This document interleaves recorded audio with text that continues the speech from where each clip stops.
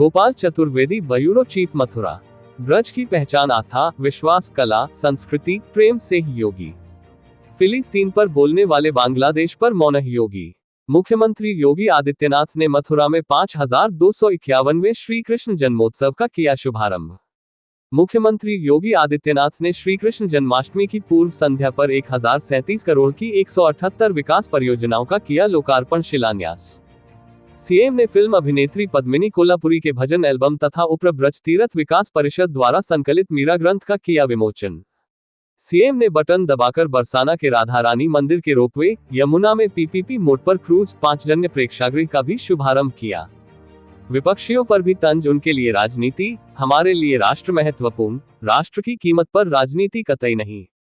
मथुरा। जो लोग दुनिया के अंदर हर मुद्दों पर मुखर होते हैं, उनके सबके मुंह बांग्लादेश की घटना पर बंद है, क्योंकि उन्हें वोट बैंक खिसकने का भय है। पैरों के नीचे की जमीन की चिंता है। उन्हें अंगारे जलाते दिखेंगे। इन लोगों को फिलिस्तीन दिखता है लेकिन बांग्लादेश नहीं, क्योंकि वहां मंदिर तोड़े जा रहे हैं और हिंदुओं को मारा जा रहा है, संतों पर अत्याचार हो रहा है। उक्त बातें मुख्यमंत्री योगी आदित्यनाथ ने रविवार को महानगर के डैम्पियर नगर स्थित नव निर्मित 5 जन्य प्रेक्षागृह में 5251वें श्री कृष्ण जन्मोत्सव का शुभारंभ किया। उन्होंने ब्रज के विकास के लिए श्री कृष्ण जन्माष्टमी की पूर्व संध्या पर 1037 करोड़ की 178 विकास परियोजनाओं का किया लोकार्पण शिलान्यास भी किया।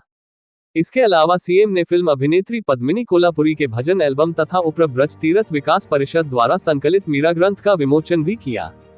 सीएम ने बटन दबाकर बरसाना के राधा रानी मंदिर के रोपवे, यमुना में पीपीपी मोड पर क्रूज किया। सीएम ने नंदोत्सव व श्री कृष्ण जन्माष्टमी की शुभकामना दी। जो चुनौती सनातन धर्म के सामने, वही भारत की चुनौती है। सीएम ने कहा कि हमें वर्तमान की चुनौतियों को समझना पड़ेगा। जो चुनौती सनातन धर्म के सामने है, वही भारत की चुनौती है। जो भारत की चुनौती है, वही सनातन धर्म की है। दोनों एक दूसरे से खुद को अलग नहीं कर सकते। सीएम ने पूज्य संतों का आह्वान किया कि समाज को एकजुट करने के साथ जुटना होगा। यदि हमने भूल की, समाज फिर से बंटा और जो साजिशें हो रही हैं, वह सफल हुई तो हालात खराब होंगे। बांग्लादेश के अंदर हिंदुओं पर यातनाएं हो रही हैं, मठ मंदिर तोड़े जा रहे हैं। शास्त्र, दर्शन, साधना पद्धति तभी सुरक्षित हो पाएगी जब सनातन धर्म, देश व हिंदू समाज सुरक्षित होगा। हमें एक एक को जोड़ना पड़ेगा और उन विभाजनकारी ताकतों को बेनकाब करना होगा जो अपना उल्लू सीधा करने के लिए वादों के आधार पर समाज को बांटना चाहती हैं। राष्ट्र के लिए हर बलिदान देने को तैयार। सीएम ने कहा कि ऐसे लोगों के लिए राष्ट्र की कीमत पर राजनीति अभिष्ट हो गई, लेकिन हमारे लिए राष्ट्र सर्वोपरि है। राष्ट्र की कीमत पर राजनीति नहीं होगी। हम पहले राष्ट्र को चुनेंगे और उसके लिए हर बलिदान को तैयार रहेंगे। 1971 में पाकिस्तान के 95,000 सैनिकों को भारत के सामने समर्पण करना पड़ा था। सीएम ने कहा कि 1947 के पहले बांग्लादेश भी भारत का हिस्सा था। 1971 में बांग्लादेश को बचाने में हमारे हजारों सैनिकों ने बलिदान दिया था। पाकिस्तान के 95,000 सैनिकों को भारत के बहादुर जवानों के सामने समर्पण करना पड़ा था। विश्व के इतिहास में किसी भी सेना की यह सबसे बड़ी विजय थी। सनातन से पुराना कुछ भी नहीं। सीएम योगी आदित्यनाथ ने कहा कि पूरी दुनिया के लोगों में इस भूमि के प्रति अथाह आकर्षण है।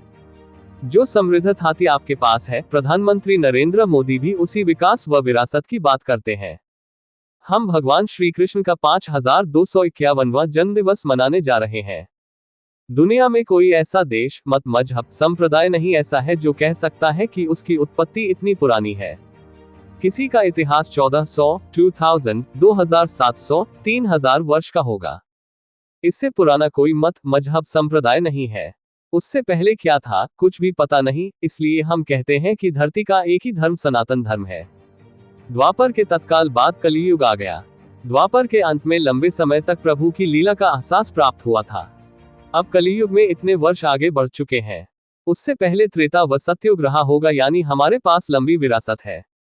इसे पूज्य संतों व इनकी विरासत ने संभाल कर रखा है। आज भी धार्मिक आयोजनों के माध्यम से विरासत, कथा, भोजपत्रों, पांडुलिपियों, गुरु शिष्य परंपरा के माध्यम से संरक्षण का कार्य किया है। 7 वर्ष पहले मथुरा के जवाहर बाग और अब जन्माष्टमी की होती है चर्चा। सीएम ने कहा कि 7 वर्ष पहले यूपी की चर्चा गुंडागर्दी, दंगे, अराजकता, जवाहर बाग के कारण होती थी। आज यूपी की चर्चा रंगोत्सव, जन्मोत्सव, जन्माष्टमी से होती है। अब यूपी की चर्चा अयोध्या में 5 सदी के इंतजार को समाप्त कर रामलला के विराजमान और काशी के कायाकल्प, वैष्णो कुंभ, प्रयागराज कुंभ, तीर्थ धाम और विकास को लेकर चर्चा होती है। अब उत्तर प्रदेश अनलिमिटेड पोटेंशियल वाला प्रदेश है। जिस यूपी को पहले विकास का बैरियर माना जाता था, उसे आज विकास व विरासत के बेहतरीन समन्वय से भारत के ग्रोथ इंजन में तेजी से योगदान देने के रूप में माना जाता है। सीएम ने सांसद हेमा मालिनी की तारीफ की। सीएम ने हेमा मालिनी को तीसरी बार जिताने के लिए ब्रजवासियों के प्रति आभार जताया। उनके भीतर कला व विकास के प्रति समर्पण का भाव है। जब हेमा मालिनी पहली बार सांसद बनी तो संसद में पहला मुद्दा उठाते हुए कहा था कि क्या यमुना मैया को शुद्ध होने का अधिकार नहीं है।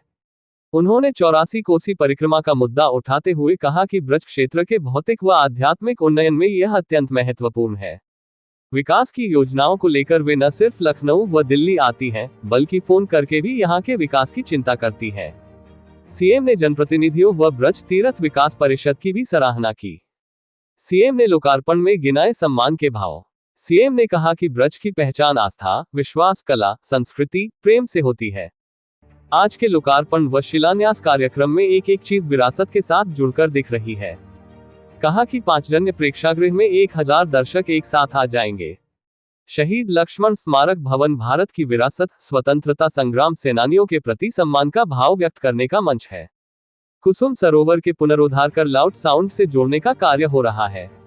रोपवे का कार्य राधा रानी मंदिर बरसाना में शुरू हुआ है। गोवर्धन की तहसील भवन का लोकार्पण हो रहा है। हम लोग 45 करोड़ रुपए से वासुदेव वाटिका का निर्माण करने जा रहे हैं। बरसाना में पर्यटन सुविधा केंद्र स्वीकृत हुआ है।